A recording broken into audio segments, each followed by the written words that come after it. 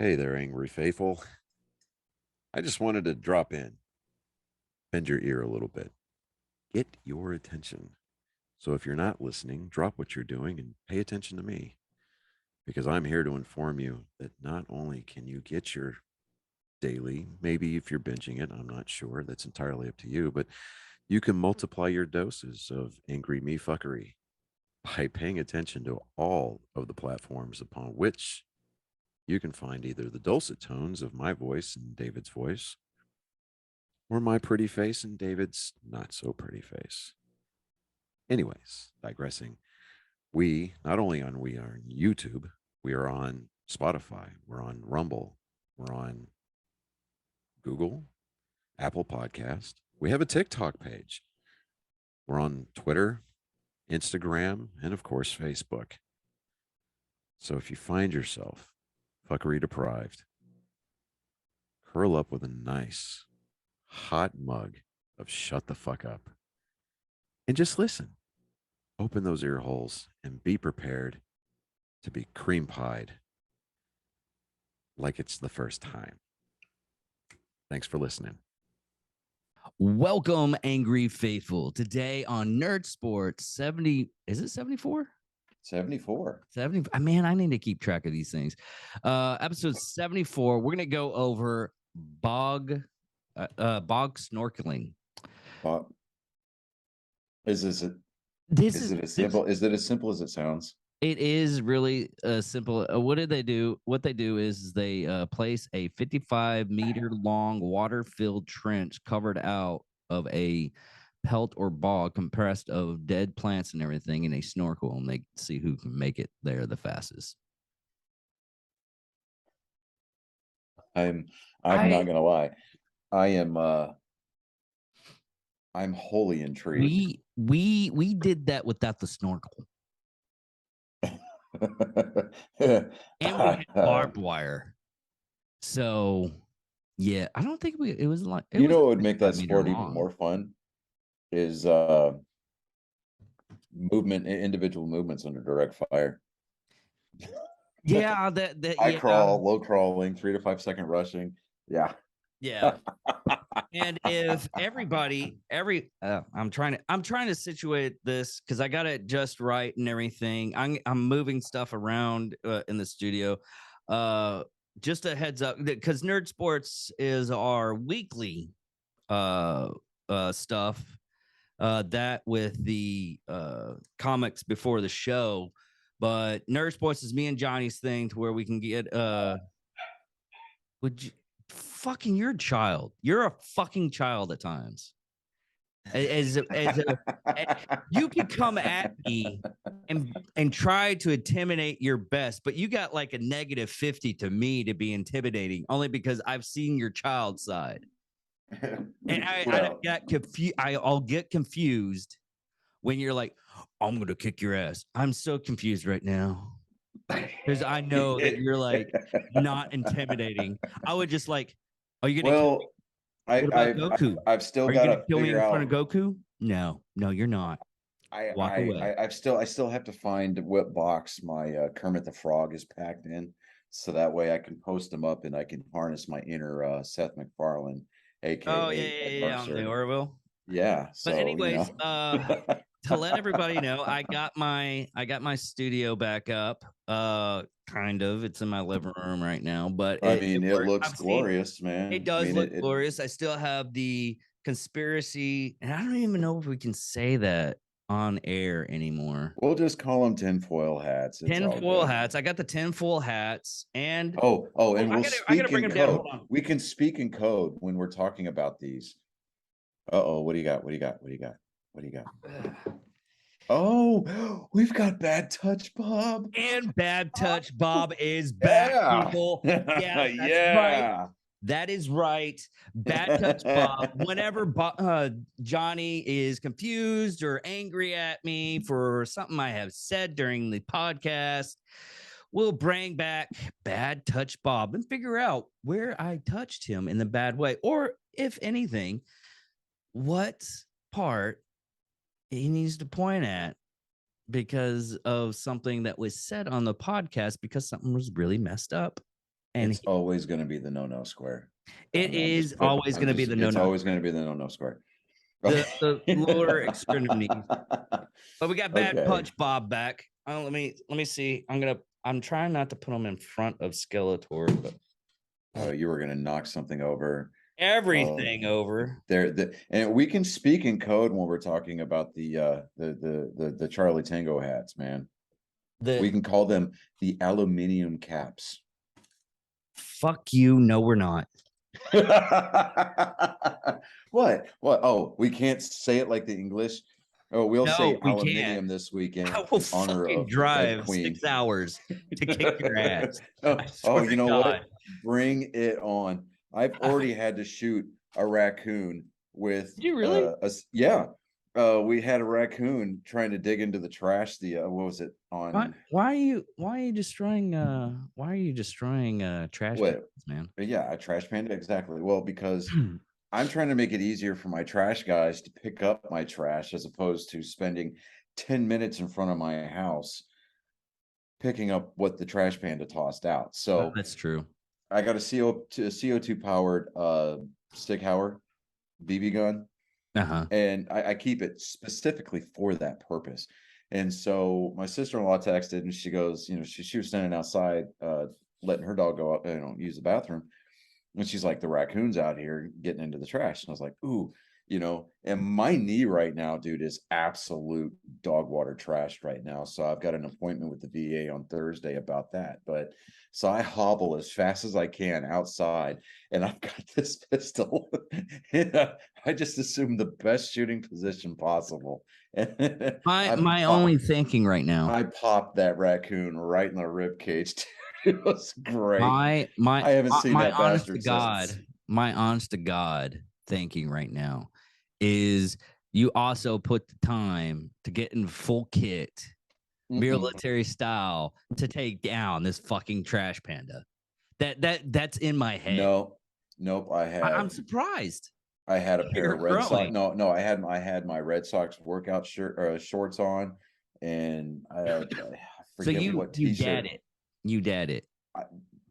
I mean, dude, I was even out there in slides, man. I mean, these things right here. And I'm like, look, mother, I watch for the supper, I know, right? But also, we're gonna have a couple of guests. Next week, we're gonna have the Disruptors podcast. Hopefully, they get everything done with their moving, because that's the whole reason why I haven't on yet, is they're moving and everything. And I wanted everything to be just right to get everybody on the podcast. But we're also gonna have Mitch. I forgot his name. I'm not gonna lie. I do that. I forget names. And was it worth it that you made such great friends? Okay, all right. We're gonna have Mitch Burrow, and he's a good guy. He wanted to be, and he's probably going to be a staple on the Psychos and Sociopaths. He wants to come in and basically ask questions while we're doing the Psychos and Sociopaths, which we'll get when we get off air. I'll talk to you more about that, what I want to get done on that one. But and that one, it's going to be a weird one, but we're going to try to figure it out. But anyways, back to sports news, everybody. We have a lot of sports news coming up from the NFL, mainly Dak Prescott. He broke his hand. Yeah, we'll get into that. Sunday was an interesting day, but before we touch on football, just kind of gloss over the baseball Go ahead stuff. and do that. I gotta go get my nasal spray. I forgot. That was one thing I forgot. Oh, well, yes, of course. So Mike Trout is if he hits a home run tonight, it'll be 8 straight games, and he'll only be the 3rd player in Major League history to hit a home run in 8 straight games, and he will join an elite group to include the great Ken Griffey Jr. Let me see. Aaron Judge is still sitting on 55 home runs. I don't know at this point that he will make 63 to beat Roger Maris's 62 for an all-time Yankee record. Albert Pujols finally passed A-Rod, fourth all-time. He's got 696 or 97 career home runs. He's 3 away from the 700 club. I think he's got enough time to get that in before the season's over. Because the Cardinals are still fighting for a playoff spot right now. The only team that has clinched a playoff spot is, of course, the Los Angeles Dodgers. Right now, they have the best record in baseball, if I'm not mistaken. I'll look at that here in just a second. But the Yankees are currently, I'm not going to say the L word, trailing the Red Sox right now. They're playing in Boston. Garrett Cole's given up a couple of home runs. Not a couple of pair. He's given up a pair of home runs. We've already established that Boston's not going anywhere near the playoffs this year. I'm okay with that. Just be the spoiler and really just kind of throw a wrench in the plans of the Yankees. Because right now the Yankees have the second best record in the American League, behind the Astros. And you know, I mean, unless the Astros fall flat on their face and the Yankees get really hot all of a sudden, I think that the current implosion that we're witnessing from New York is going to continue to trend all the way into the playoffs. The reason why I say that is because Garrett Cole is supposed to be their ace. He is the guy that they paid millions of dollars to. We're talking 9 figures, okay, to play baseball for this particular team, this storied team, this band of elites. Ever since they banned sticky stuff for pitchers, Garrett Cole has not been Garrett Cole, which tells me that Garrett Cole really wasn't all that great to begin with. Is he a good pitcher? Yes. Is he ace quality? Maybe on another club, but he is not the Garrett Cole that the Yankees paid all of that money for, and I think it is absolutely beautiful. How many actual pictures have there been that they ended up, after they got rid of the sticky stuff, just drop the ball? There was a ton of them that just dropped off, man. I mean, like, we're talking spin rates, we're talking like on a curveball or breaking pitch or slider. You know, the pitch isn't quite as lively. The 2-seam fastball, the 4-seam fastball, the split finger. There's a lot of action to these pitches prior to the banning of the sticky substances like spider tack, pine tar, things like that.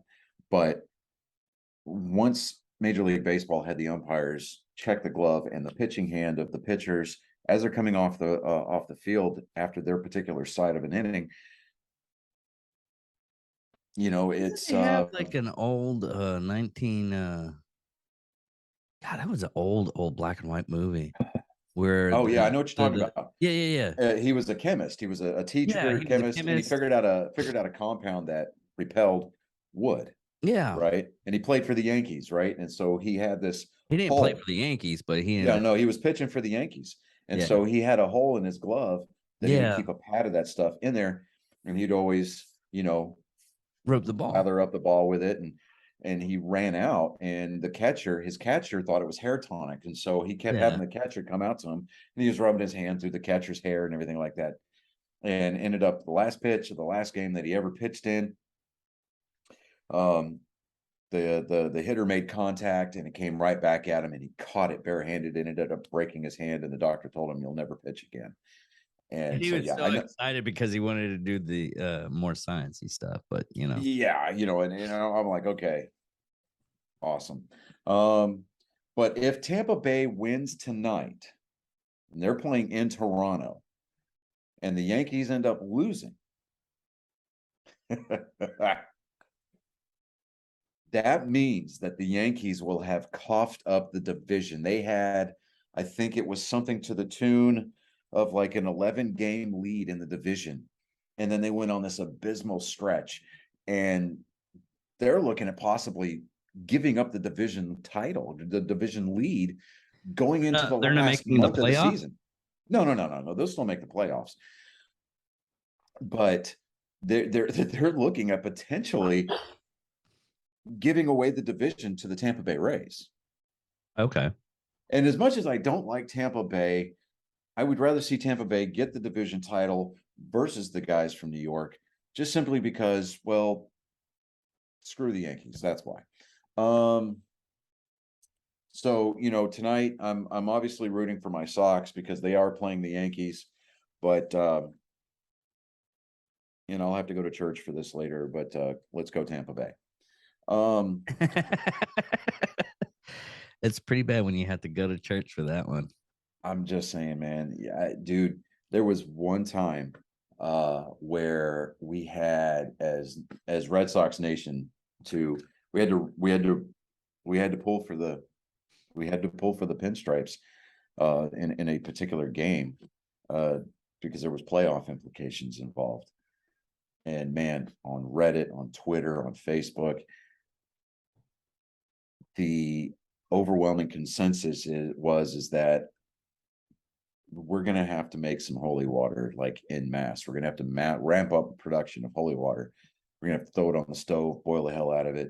We're going to have to go to church. We're going to have to do Hail Marys. We're going to have to do community service because that is just an impure feeling.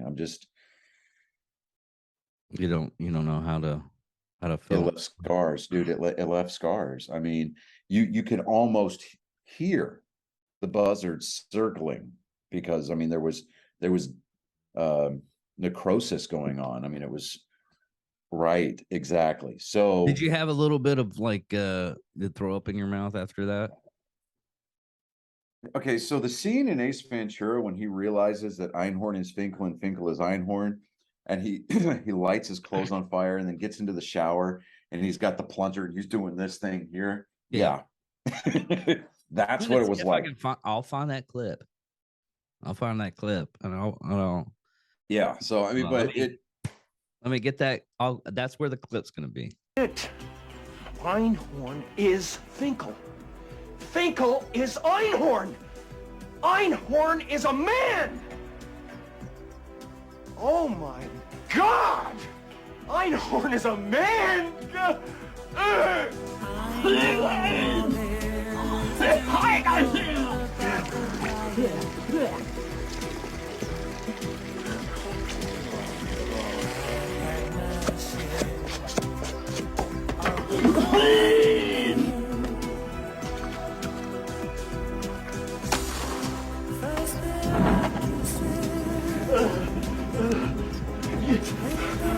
Okay, great.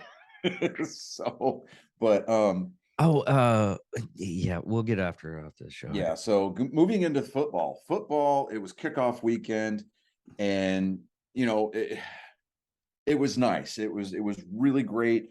There was a lot of cool stuff that happened.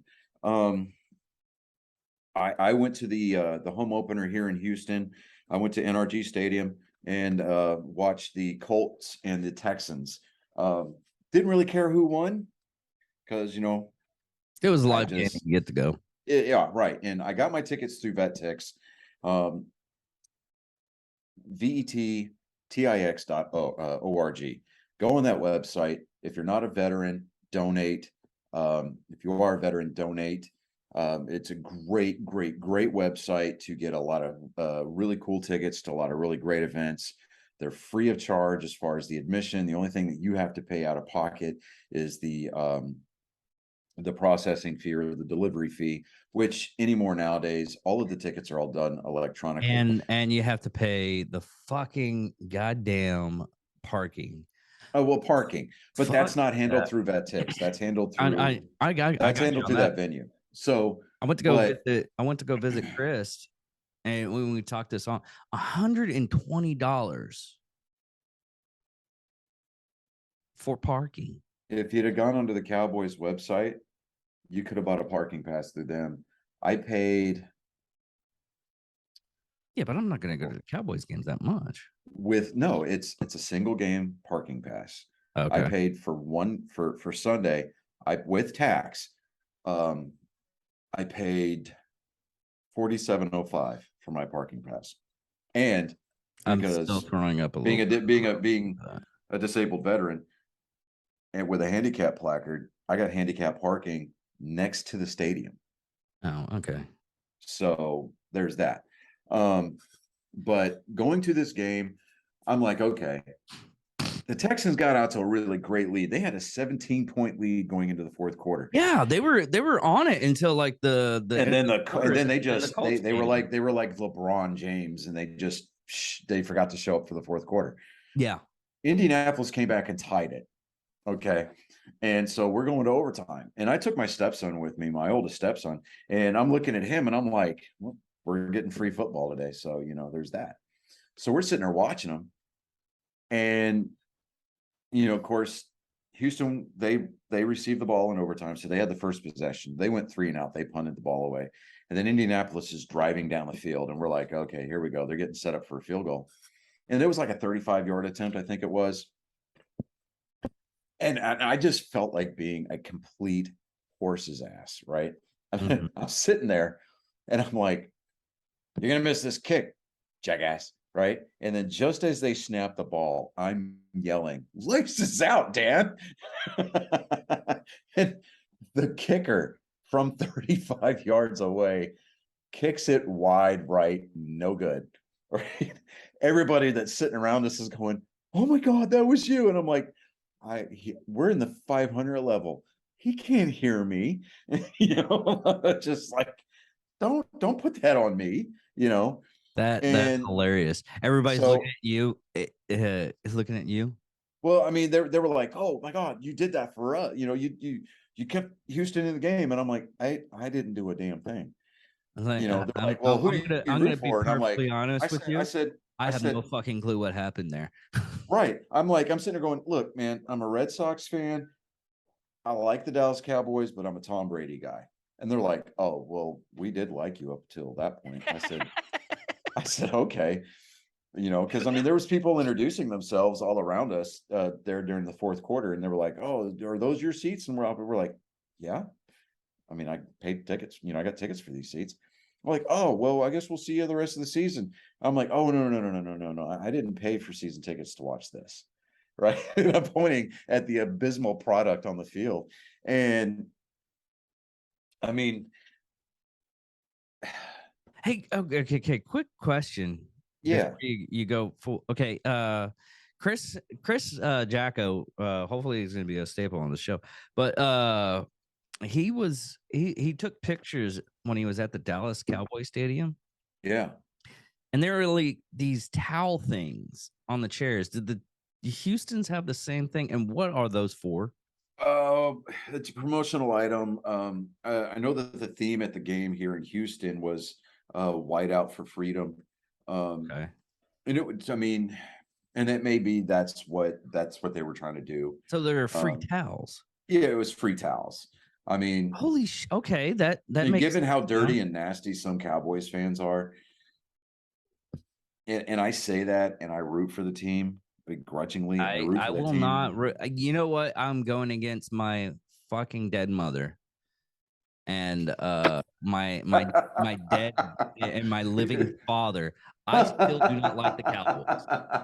Dude, if I had to pick a team, it wouldn't be the fucking Cowboys. That's what you led with. You were like, I'm going against my dead mother. Like there's certain that out there. I will totally be disassociated from my family for that, but I can't. Dude, that is awesome. I'll be a horrible son for that. I have props everywhere else, but that's my bad. Okay, now so we're sitting there up in the north part of Texas. If you're not a Cowboys fan, then you're a piece of shit. Oh yeah, but so we're sitting there watching this game. The Texans get the ball back and they cross midfield and it's like 4th and 2 or something like that, and they elect to punt. Oh my Lord, dude! People were booing the Texans. They were like, "Why wouldn't you go for this?" that kind of a thing. And they punted the ball away.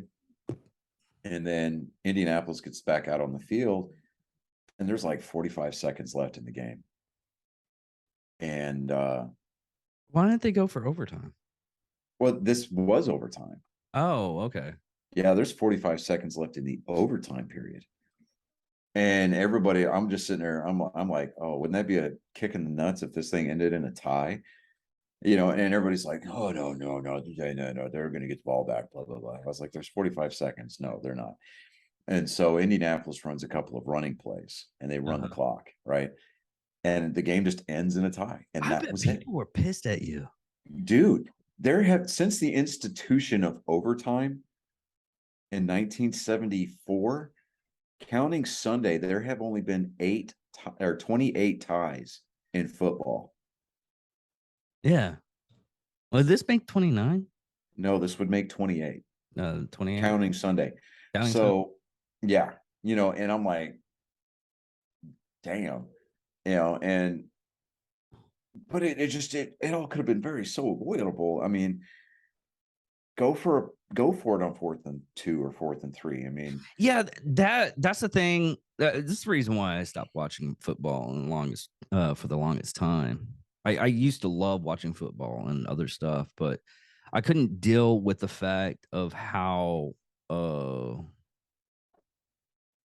jaded and they didn't want to do a lot of the like Hail Marys. Very rarely do you see a Hail Mary anymore. Yeah. You don't see a Hail Mary play. They're always rushing. I mean, back in the day, they didn't rush that much. They went out for the fucking play. Yeah. But I'm sitting there going, I'm like,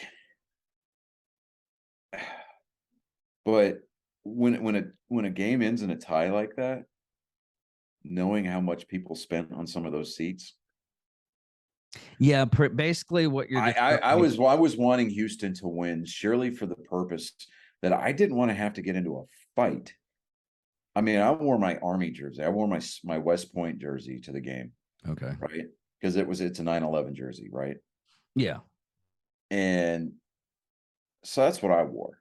I'm not going to wear my Cowboys jersey. I mean, I'll wear my Red Sox jersey to whatever ballpark. I don't care. But I'm like, okay, NFL fans are just a little bit different breed, and football's totally different. I mean, I'd send you photos of people like wearing. Oh, dude, there was video of fist fights at the Cowboys game. Oh yeah, in the field level suites.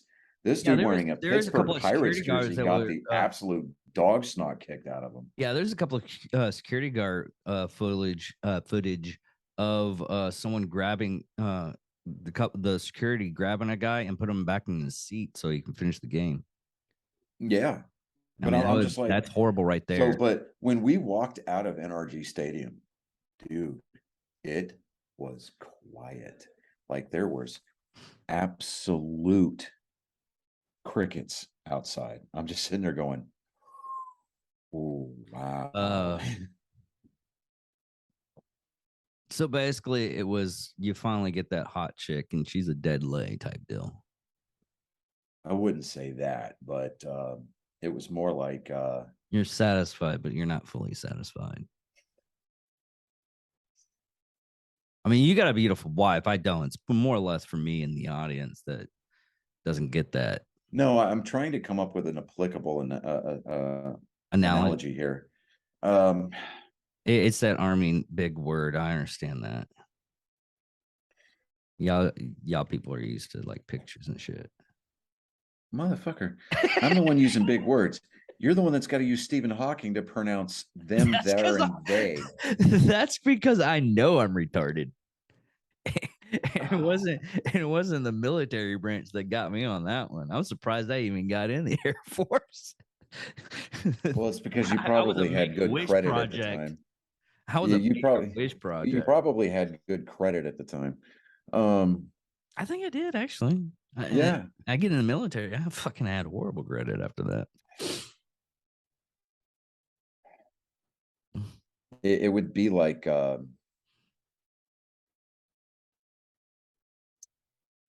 Man, you know what? We're just going to go with yours because I was trying to come up with something like a superhero, analogy, but That I'm at a little bit of a loss for words here. It would be God damn, dude. it would be like going it'd be okay. It would be like everybody getting ramped up for this new Superman announcement at E3 or the San Diego Comic-Con. And then instead of Henry Cavill coming out and announcing that they're finally going to make a Man of Steel 2, Machine Gun Kelly comes out and announces that he's going to be the new Man of Steel. That would blow the fucking place up. I'm not talking about it. Yeah, you get all ramped up, and then everybody just kind of walk out in stunned silence. Right, exactly. See, I knew I could do it. I just put my mind to it. But do you need like an orange after that or something? Why do you have any orange slices? I can't get you orange slices, motherfucker. Like, geez, you're not a very good mom. God. All right, so other games. So everybody Cowboys saw game Buffalo. was kind of messed up. Yeah, right. So we're going to start on Thursday night, though. So Buffalo went into LA, went in to play the Rams, the defending Super Bowl champion Rams, in their stadium, SoFi Stadium, and embarrassed the Los Angeles Rams 31-10. And then New Orleans squeaked out a win against the Atlanta Falcons, 27-26. Carolina with Baker Mayfield, the former quarterback for the Cleveland Browns, hosted the Cleveland Browns on Sunday, and they lost by 2 points. Cleveland went into his new house, and beat them 26-24.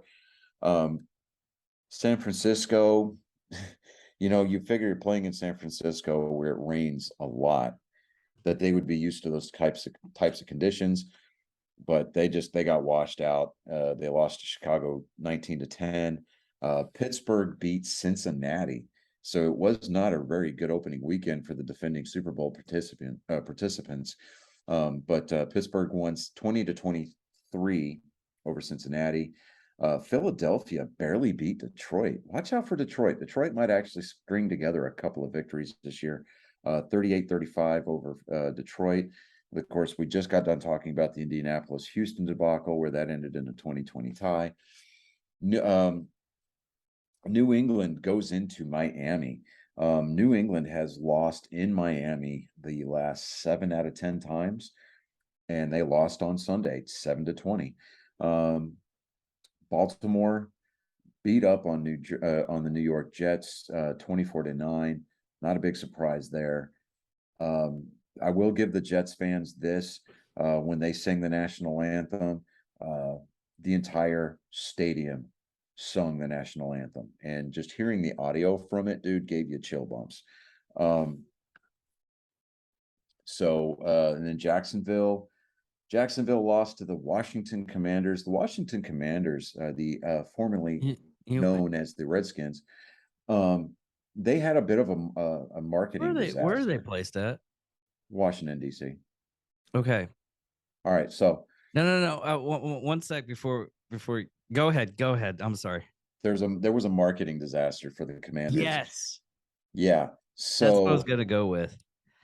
They had this huge line of coffee cups and all this other stuff that had the logo for the team superimposed over an outline of not the District of Columbia, not the state of Virginia, but Washington State. Yes.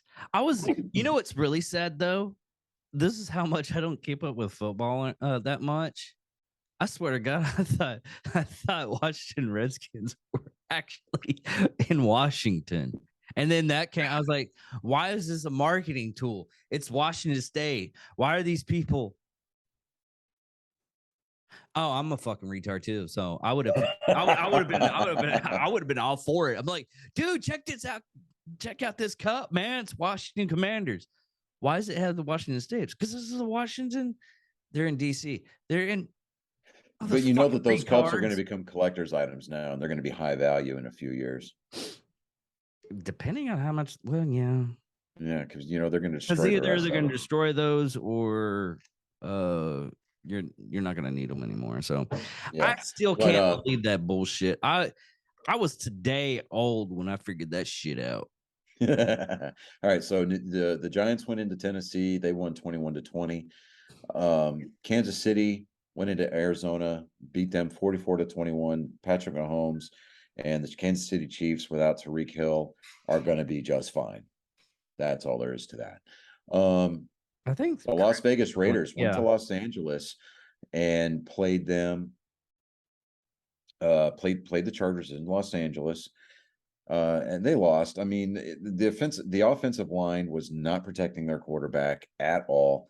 Las Vegas. A lot of people were upset about that. I was checking up the sports news and everything. Man, yeah, dude. The Raiders have got a lot of problems they got to address. They're getting like pickets, torches, and everything ready to go after this guy. Yeah, because Green Bay went in to play a division rival in Minnesota, lost 7-23.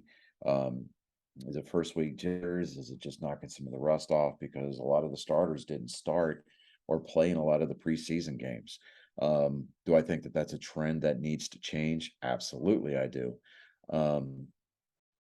Tampa Bay on Sunday night goes into AT&T Stadium.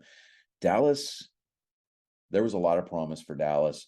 I think a lot of it, as a person who more closely follows the Cowboys than anybody else, I thought that was a little foolishly optimistic. The Cowboys are notorious for pumping you up and filling you with all kinds of hope, and then, much like paying for a hooker and ultimately getting to the room and having to pleasure yourself, the Cowboys blue balled the entirety of Cowboy Nation. Yeah, because Dak. Yeah. I mean, even before Dak got hurt. I mean, he got hurt. What, third quarter? Yeah, I think it was the third quarter. But even before then, he was complaining about his foot or his ankle or something, and he switched out from his new cleats to his old cleats, and that seemed to fix the issue with his foot. But then he breaks his hand during a passing play, where a Tampa Bay defender clubbed his hand or something like that with his arm or something. He was supposed to have surgery on his hand today. He's going to be out 6 to 8 weeks. They're talking about possibly making a trade to fill his position, because the backup quarterback for Dak Prescott, Cooper Rush, no, dude, he is practice squad at best. I am so sorry. I mean, you never know until they show up to play. Well, he did, and he didn't. Oh yeah, it's true. Yeah, not my bad. So what they're talking, I mean, because Dallas is missing a lot of outside threats. I mean, when Amari Cooper left, and I forget where he went, but when Amari Cooper signed with another team during the offseason, that took away a very deep threat for Dak Prescott. And it really just jacked with the game. I think Mike McCarthy, the head coach of the Dallas Cowboys, is in a little bit over his head right now. The problem with the Cowboys is that they come in and they just expect people to rise to this level. Just because you put a star on your helmet doesn't mean anything. I genuinely think, I mean, now Dan Quinn runs a pretty good defensive unit. He just needs to keep people healthy. And I think the mismanagement of player time, playing time during the preseason for a lot of your starters, it was reflected across the league on Sunday, over the weekend rather, but it was bad. Guys cramping out, guys talking about they're hurting their backs or they're hurting their knees, and I'm just like, okay, that's all drill work. That's all, I mean, that's all basic rudimentary drills. It's all footwork drills, tackling drills, conditioning, strength. I mean, just systematic failure from the top down. When we're talking about injuries this early on in the season. Now, Dak's injury to his hand, I mean, that could happen any time of the year. So that was actually, well, yeah, but a lot of the injuries and everything like that, they usually happen in the preseason, so you don't have to worry about that. You notice this in preseason. And what I hate to be a Monday night quarterback on this one, but Monday morning quarterback. Yeah, there you go. Is it morning? Monday morning quarterback. Okay.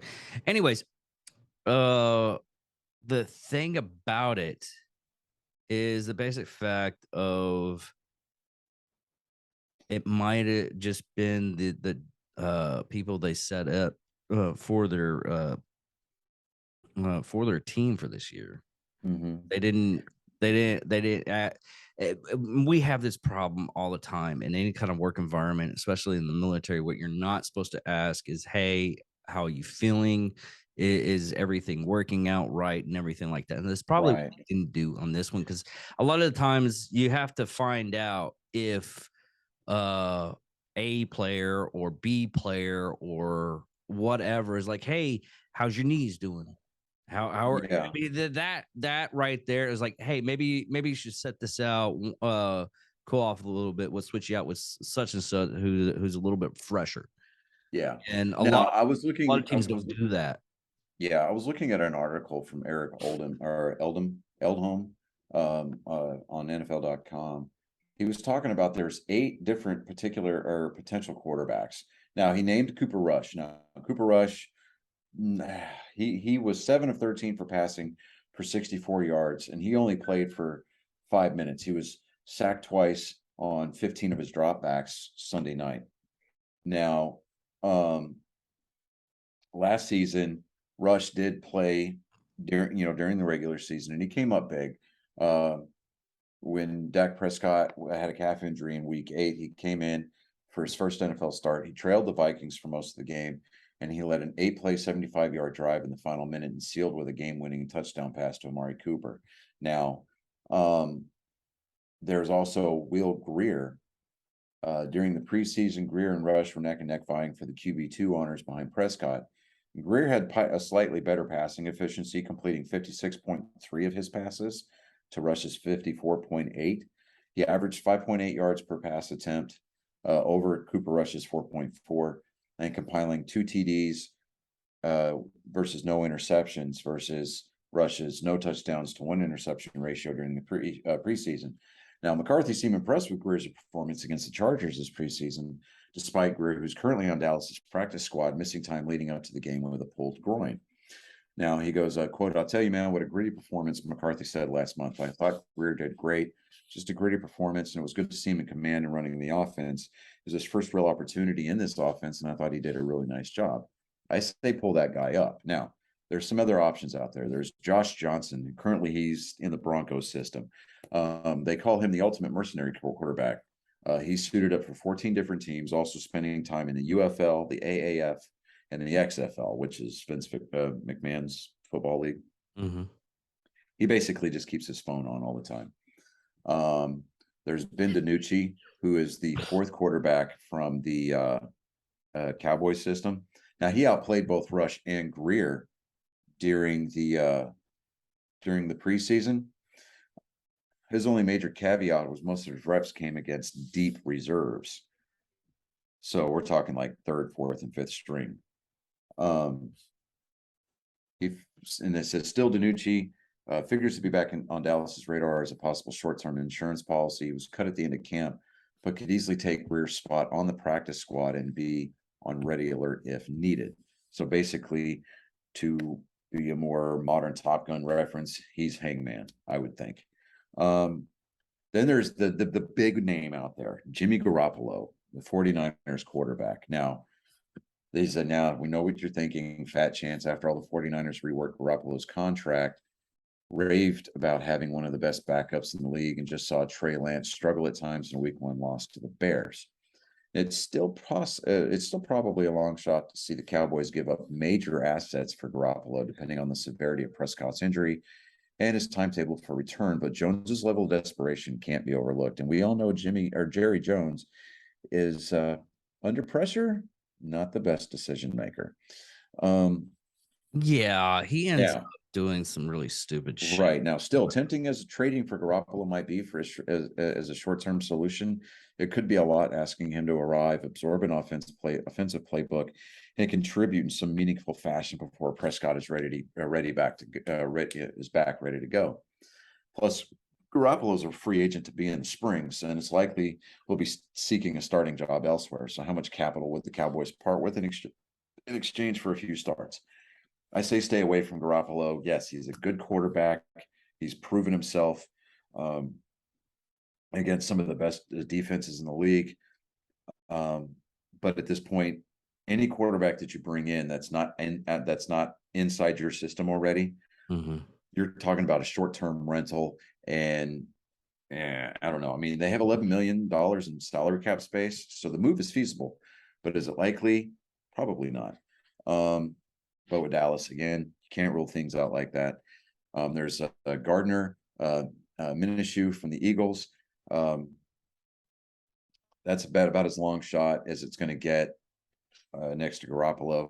Then there's Cam Newton, who is a free agent. He is not playing football anywhere. When the Patriots needed reinforcements at quarterback in 2020 after Tom Brady left, they tabbed Newton in June of that year. When the Panthers were short on QB options last season, they brought him back. Right, he delivered for a couple of moments there. You think he might be the actual option that they're probably going to go with? Honestly, I would not advise it. I would not advise it. Just simply due to the fact that Cam Newton's been in the league for so long, you would expect somebody like him to be a little bit more mature about his decision-making processes on and off the field. When it comes to on-the-field play, he's definitely mobile, but he's not as agile and he's not as quick as he used to be. And his arm is not exactly accurate, so that and great. Yeah. So, I mean, over his past 23 games, which is 20 starts, he's provided at least quality scrambling option running for 822 yards and 17 touchdowns on 184 attempts. So would that give some flexibility to the Cowboys? Yes. But I don't see that as being a viable option, considering the type of offense that Dallas runs. And if you want to talk about taking the ball out of Ezekiel Elliott's hands in lieu of the quarterback running it all the time, that's not going to mesh well, especially because on Sunday night you started to see the Dallas offense start to integrate both halfbacks on the field at the same time, trying to run some kind of like innovative trick plays, for lack of a better term. Yeah. Now, on the flip side of it, he would be pretty cheap. And the team could move on at any point without much hindrance. So they could probably toss him a couple of $1 million and say, hey, will you come in? Here's our playbook, study it, learn it, live it, breathe it. And then we're going to put you in to start and we'll just see what happens. And a lot of the fantasy football leagues are fucking pissed off right now. Oh, dude, they are going absolutely nuts. Now, Ryan Fitzpatrick, I like this. Ryan Fitzpatrick, he retired back in June. He has donned many jerseys over his 17 years, starting for a record 9 different teams while throwing and rushing for touchdowns with 8 of them. He seemed to understand his role in his later years, although at the time of his benching by the Dolphins in 2020, there were some who felt he remained the better quarterback over Tua. Tagovailoa, I'm not even I'm going to butcher that name. I'm not going to do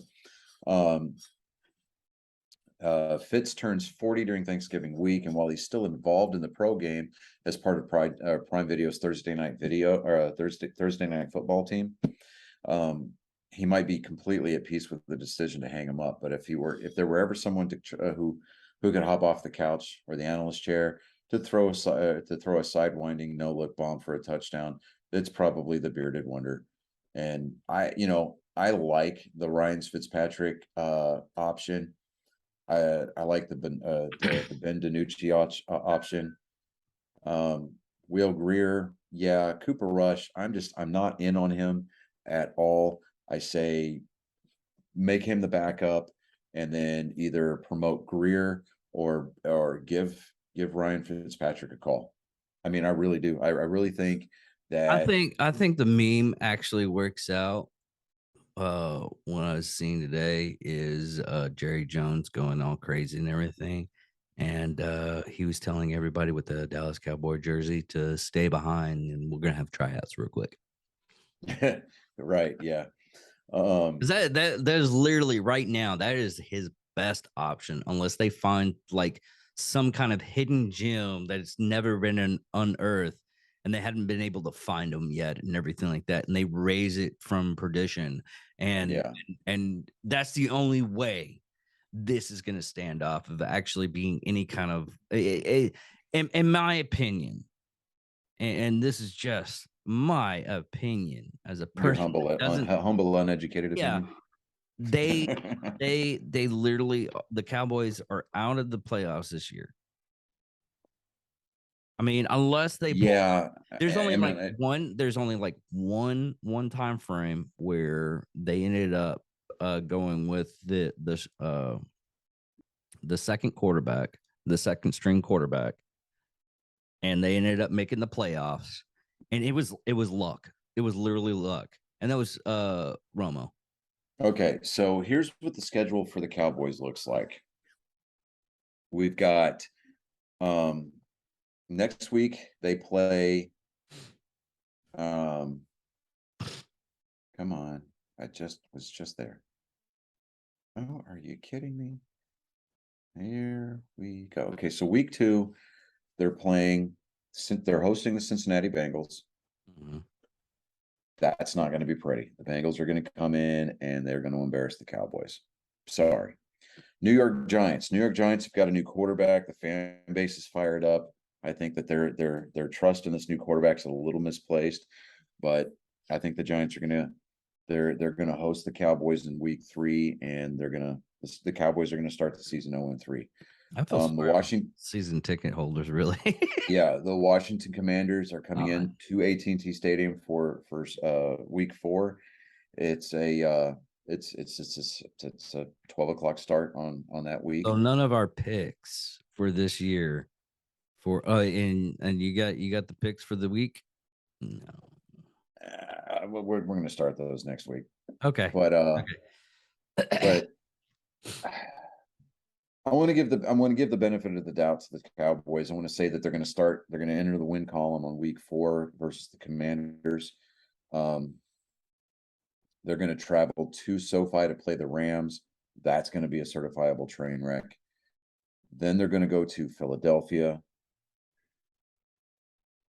That's going to be a who wants to win the least kind of a contest, It may end up being a punt contest.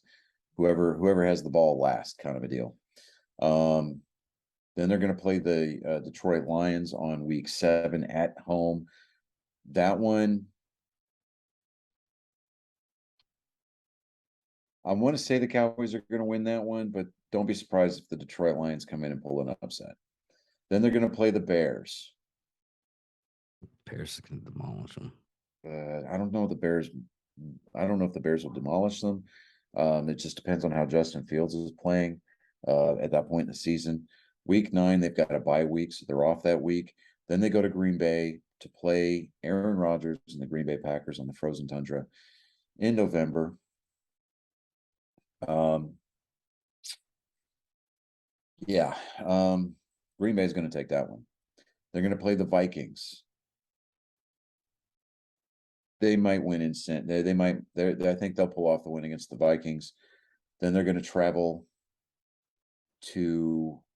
Then they're going to come home and host the Giants on Thanksgiving Day. They might have something figured out. I think Dak Prescott's going to be back.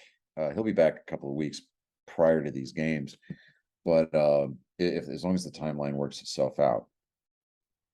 So I think once Dak is back, they'll start winning games again, but they're not going to get to the playoffs this year.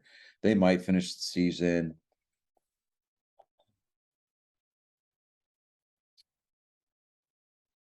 9-7.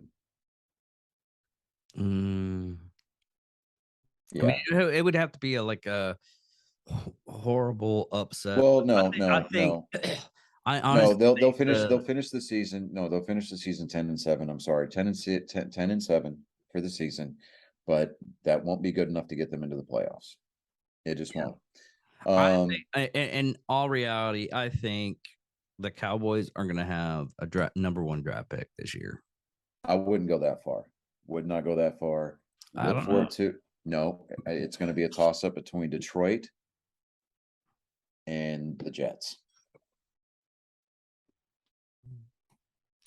It's one of those things we have to wait and see type deal. Interesting fact about Sunday, though. All 4 AFC South teams were in action on Sunday to open up the season, and the division has yet to rack a single win.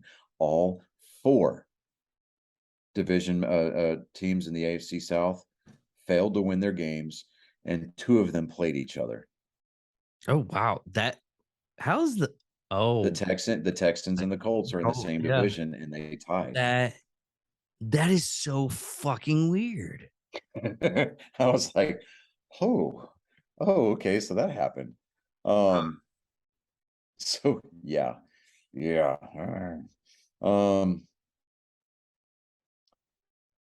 Let me see here. I'm gonna try on December 11th. The Texans are going to visit AT&T Stadium up there in Arlington to play the Cowboys. I think I'm going to try to see if I can get tickets to go to that game. And I'll take my my wife and my sister-in-law. But that's definitely December 11th. I'm off on Sundays. Are you? Because it's a 12 o'clock start. No big deal.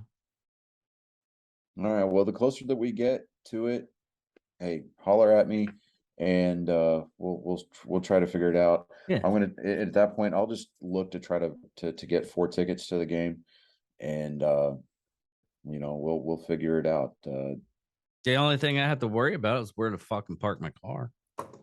Well, most likely, if we go to that game, then most likely what'll end up happening is I'm not getting up at dark 30 just to drive up there. So we'll probably spend the night at a hotel in Arlington, in the Arlington area on Saturday night. And then if that is the case, then what you could do is meet us at our hotel, and then just ride over to the stadium where we will have wait a minute. parking. Hold on. Let me check something real quick. I gotta check my yearly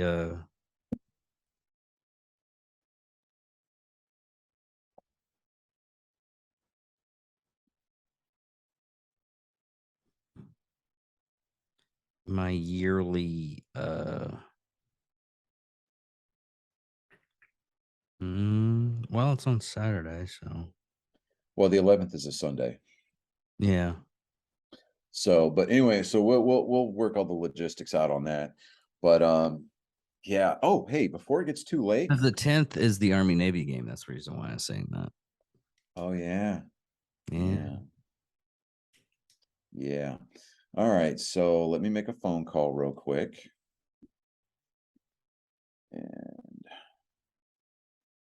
where are you at, my guy?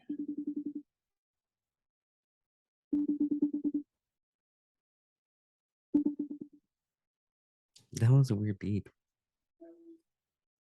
What is up, my guy? Hi. Hey. You're obviously playing something. Yeah, I'm playing Rust and it's not giving me what I want. So you're playing an online game while you are supposed to be performing your section of the show. Hold on. This is 13-year-old first world problems right here, everybody. Oh, and all right, well, and then let me know if you can hear your entrance music here real quick. But ladies and gentlemen, boys and girls of all ages, our lovely, devoted, angry faithful, it's that time of week that we've all come to know and love.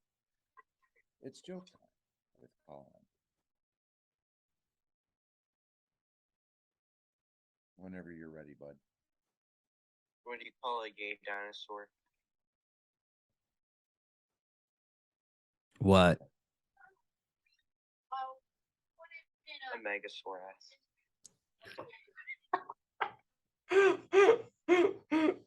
Oh yeah. Oh, no. Oh yeah. Oh. That was a good one. Oh, wow. Okay.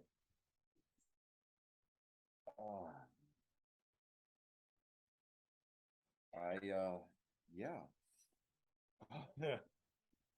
Whew. Okay.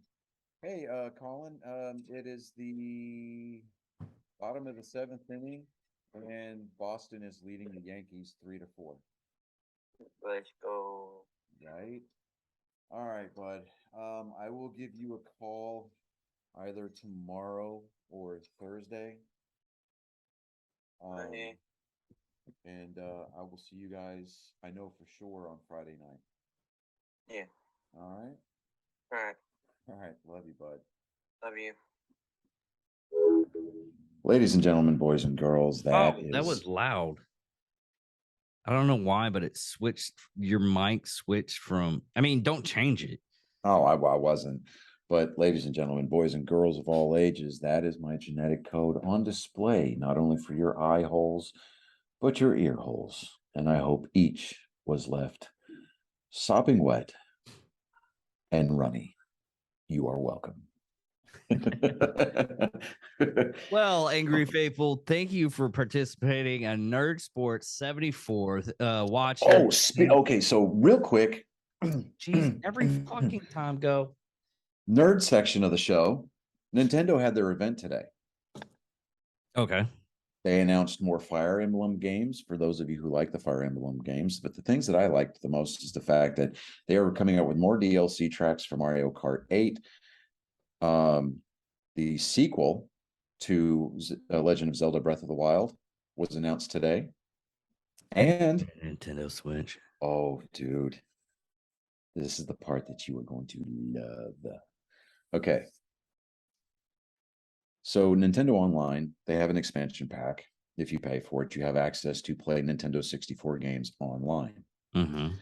They announced that they are bringing to the platform GoldenEye 64.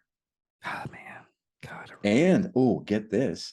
You remember the days where we had to beat each other up because we thought we were looking at each other's screens during the multiplayer? Yeah. Nay, that is no longer the case because they are introducing with GoldenEye 64 online multiplayer.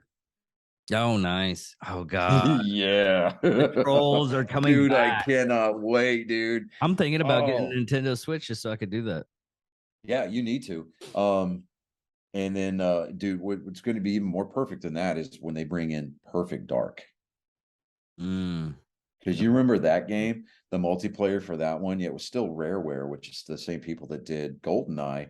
But the one thing that I loved about Perfect Dark, they had two different guns in the multiplayer, right? You had the alien gun that could see through walls and you could shoot through walls. And it was kind of like the most cheating gun ever. But they had the laptop gun, right? That you could set up as a sentry gun and you could throw it up in a corner or something like that next to a spawn point. You just rack up easy kills. Oh man, yeah. Yeah, dude. That was such dude, that one gun with that one setting, dude, that started so many fights in the barracks. I bet it did. Dude, it was great. Okay, everybody. Thank you all. Can I finish before I even finish this? Can I actually finish this? By all means, please, okay. Mr. Dickerman, take us out. Thank you all for watching and listening, whatever you're doing to get our information that we put out. We are thankful for you. We love each and every one of you and hope you have a wonderful day. And before we sign off completely, and if you're listening to us on any one of our platforms, leave us a 5-star review. Even if you hate us, leave a 5-star review because apparently those kinds of things in this world matter. I'm Johnny Skelton. I'm David Dickerman. And this was Nerd Sports. I didn't hear it. It said victory. Okay. Sign off. Cut it.